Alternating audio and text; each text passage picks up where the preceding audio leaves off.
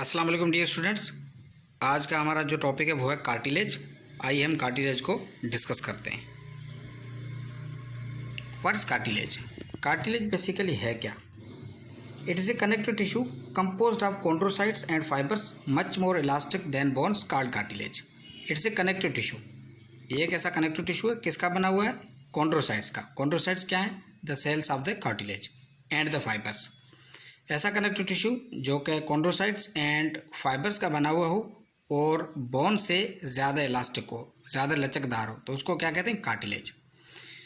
आइए ये डेफिनेशन है। आइए थोड़ा कंपोजिशन इसकी देखते हैं। कंपोजिशन में क्या है? Cartilage are connective tissue composed of cells. कौन से सेल्स? कॉन्ड्रोसाइट्स, वही वाली बात सेम। और फाइबर्स, कौन से fibres? Collagen are the yellow elastic fibres. ठीक है, तो cartilage are the connective tissues composed of the cells that are called chondrocytes and the fibers कौन से हैं? collagen are the yellow elastic fibers embedded in a firm gel like matrix। किसके अंदर भरे हुए होते हैं ये चीज़ें? मैट्रिक्स के अंदर।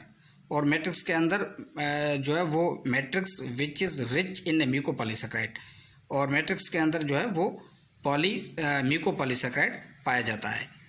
ये पॉलीसेकेराइड जो है एक ऐसा सेकेराइड है, ऐसा जो है वो पॉलीसेकेराइड है जो मोस्टली ऑफनली म्यूकस के अंदर पाया जाता है, इसलिए इसको म्यूकोपॉलीसेकेराइड कहा जाता है। सही है, तो ये बायोकेमिस्ट्री में आप लोगों ने पढ़ा होगा। तो अब कार्टिलेज की जो कंपोजिशन है इसको हम ज़रा दोबारा देखते हैं। Cartilage are connective tissue composed of the cells called chondrocytes. किसके बने हुए हैं? कॉन्ड्रोसाइट्स के। और इनके अंदर जो है वो सेल्स कॉन्ड्रोसाइट हैं। फाइबर्स कौन से हैं? Collagen are the yellow elastic fibres. ये चीज़ें किसके अंदर पड़ी हुई हैं? ये चीज़ें मैट्रिक्स के अंदर पड़ी हुई हैं। मैट्रिक्स बेसिकली सांचे को बोलते हैं, सांचा होता है उसको बोलते हैं। तो ये मैट्रिक्स के अंदर पड़े हुए हैं, और मैट्रिक्स में जो है एक और चीज़ पड़ी होती है, उसको क्या कहते हैं? उसको कहते हैं म्यूकोपॉलीसेकेराइड। उससे उस जो है वो मैट्रिक्स के अंदर जो है वो ज़्यादा मिकदार में पड़ा हुआ होता है म्यूकोपॉलीसेकेराइड, और ये सारी चीज़ें जो है वो पड़ी हुई होती हैं। इस तरीके से ये कार्टिलेज की कंपोजिशन है। सही है, अब हम आगे देखते हैं इसके जनरल फीचर्स क्या हैं। Cartilages has no blood vessels, लिहाजा कार्टिलेज के पास ब्लड वेसल भी नहीं होती। तो ये न्यूट्रिशन कैसे ले रहा होता है? फिर the nutrition of the cells diffuses through the matrix. Matrix के थ्रू क्या हो रही होती है? ये न्यूट्रिशन जो the nutrition of the cells diffuses through the matrix, matrix के थ्रू डिफ्यूज़ हो रही होती है, क्योंकि इनके पास कोई ब्लड वेसल्स वगैरह कार्टिलेज के पास नहीं होती, और नहीं कार्टिलेज के पास कोई लिम्फ वेसल्स वगैरह होती है, नहीं कार्टिलेज के पास कोई नर्व्स वगैरह होती है, कार्टिलेज के पास नर्व्स वगैरह भी नहीं होती है। इसलिए कार्टिलेज जो है वो गैर हसास है, इनसेंसिटिव है, गैर हसास। ठीक है, कार्टिलेज के सराउंड भी एक मेम्ब्रेन है, जैसा बोन के सराउंड एक मेम्ब्रेन होती है, तो इस तरीके से बिल्कुल कार्टिलेज के अराउंड भी एक मेम्ब्रेन है। कार्टिलेज के जो अराउंड मेम्ब्रेन है उसको कहते हैं पेरिकॉन्ड्रियम, और जो बोन के अराउंड मेम्ब्रेन है उसको क्या कहते हैं? पेरियोस्टियम। पेरिकॉन्ड्रियम और पेरियोस्टियम बिल्कुल स्ट्रक्चर एंड फंक्शन में एक जैसे हैं, सिमिलर है।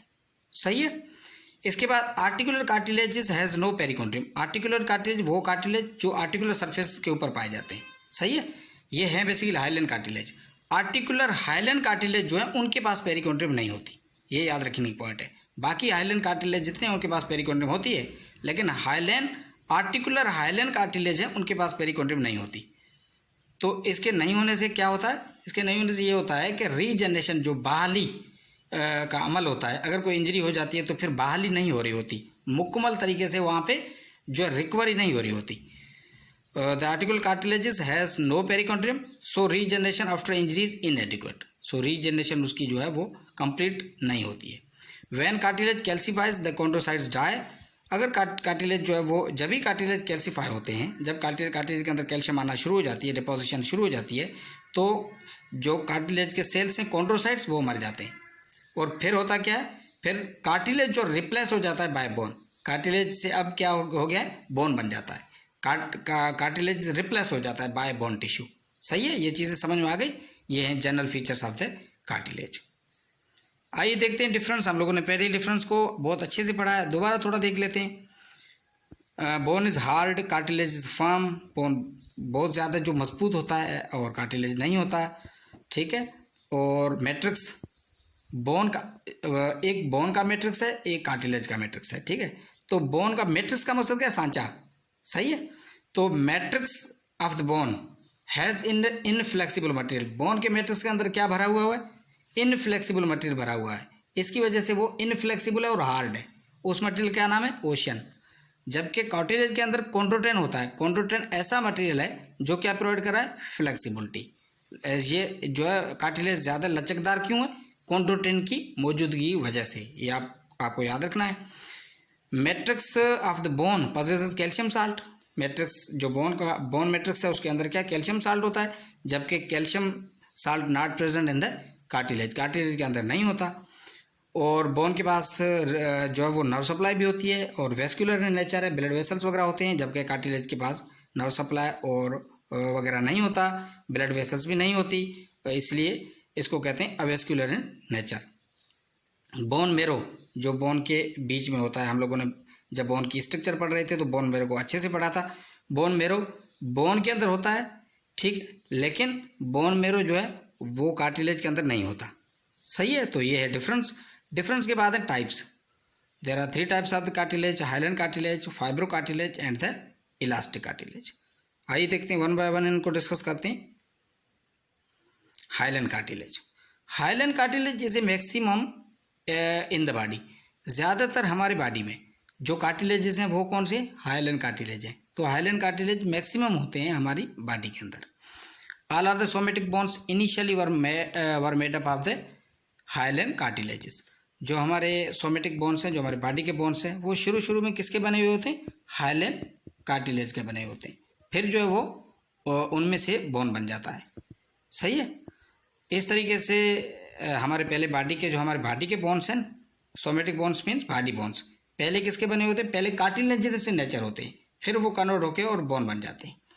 इस तरीके से ये जो हाइलन कार्टिलेज है, इनकी खूबी ये है, इनका कलर कौन सा होता है, इनका कलर है ब्लूइश वाइट, थोड़ा सा वाइट है, सफ़ेद है लेकिन ब्लूइश वाइट है।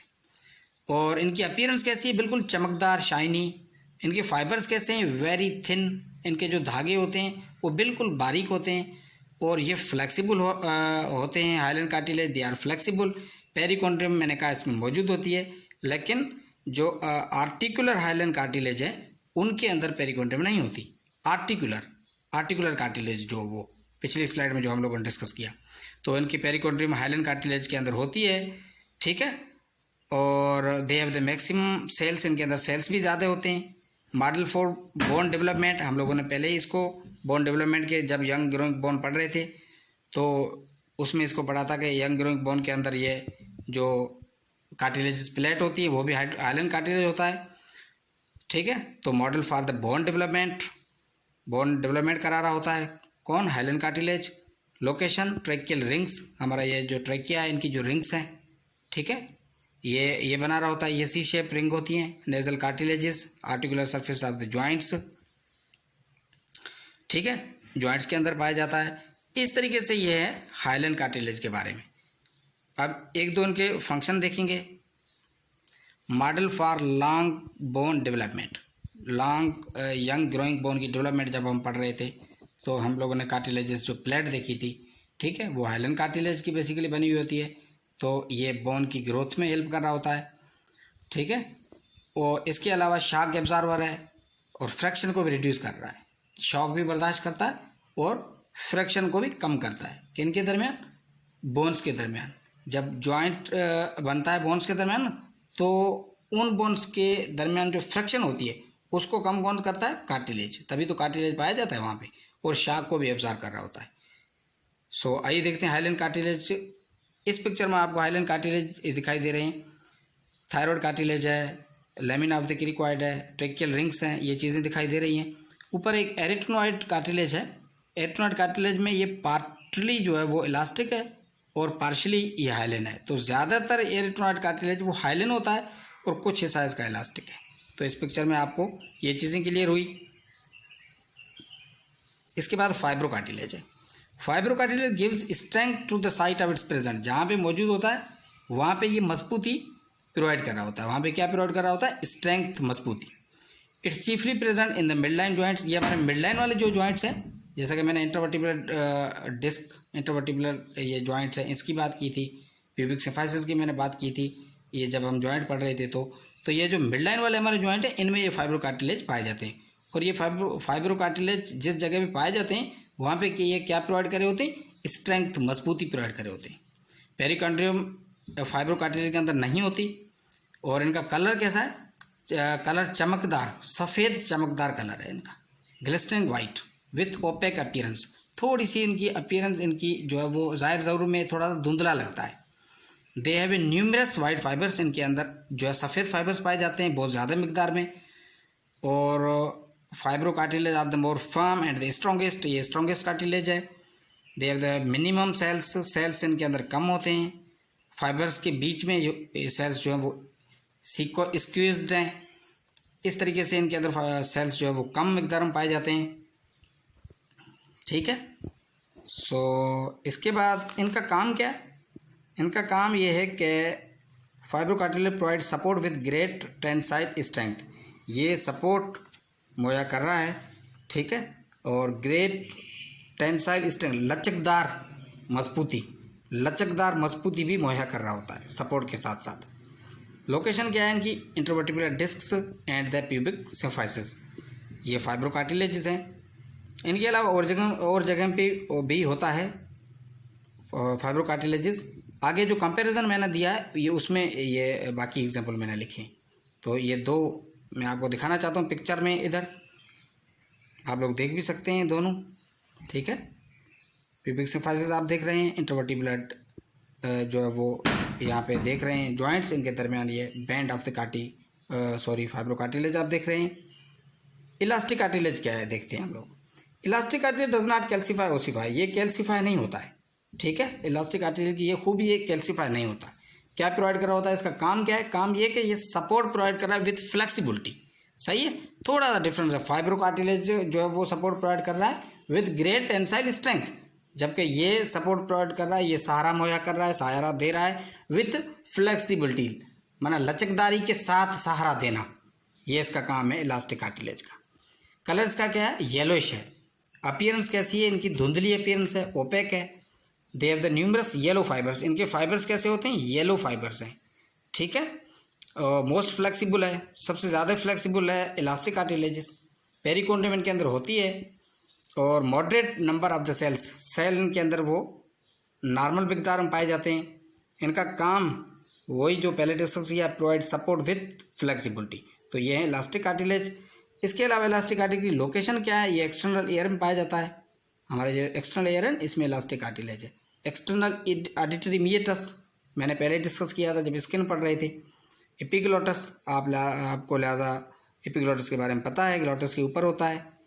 ठीक है, उसको क्या कहते हैं, एपिग्लोटस, एक्सटर्नल ऑडिटरी मीएटस, ये इलास्टिक कार्टिलेजेस है बेसिकली। सही है। ये यहाँ पे आप एपिग्लोटस देख सकते हैं, इलास्टिक कार्टिलेज ऊपर लिखा हुआ है। सही है। एरिथ्रोनॉइड जो कार्टिलेज है हमारे, ये लैरिंक्स का कार्टिलेज है, इसका भी आधा जो है वो इलास्टिक का बना हुआ है। इस तरीके से ये कंपैरिजन है, ये आपकी बुक की कंपैरिजन है। आपकी बुक में ये जो ज़्यादा एग्जाम्पल भी दिए हुए हैं, ये एग्जाम्पल भी आप लोग पढ़ें और हम फेस टू फेस क्लासेस में इन एग्जाम्पल को डिस्कस भी करेंगे। सही है। फेस टू फेस क्लासेस में मैं आपको ये स्केलेटन के ऊपर ये जॉइंट्स वगैरह सारे दिखाऊंगा भी। सही, इससे पहले मैंने जब जॉइंट में पढ़ा रहा था तो ये सारे जॉइंट्स तकरीबन मैंने डिस्कस किए भी हैं। ये जो फाइब्रो कार्टिलेज के एग्जाम्पल में आप देख रहे हैं ये वाले जॉइंट्स। सही है। बाकी ये लोकेशन के हिसाब से इनकी कंपैरिजन है, फिर कलर के हिसाब से है, फिर अपीयरेंस के हिसाब से, फिर फाइबर्स, फिर इलास्टिसिटी, पेरिकॉन्ड्रियम एंड सेल्स, ये हम लोगों ने डिफरेंट स्लाइड्स में इनको जो डिटेल से पढ़ा है। और यहाँ पे सिर्फ टेबुलर फॉर्म में ये लिखा हुआ है और कुछ भी नहीं है। तो आपको लिहाजा बोन और कार्टिलेज के दरमियान डिफरेंस आना चाहिए और बोन के 3 जो टाइप्स हैं इनके दरमियान डिफरेंस आना चाहिए। ठीक है। Thank you very much. आप बुक के थ्रू जाएं, कोई क्वेश्चन हो तो आप जो है वो पूछ सकते हैं। ठीक है। आप जो है वो व्हाट्सएप करके भी पूछ सकते हैं मेरे पर्सनल व्हाट्सएप पे नंबर पे। Thank you very much.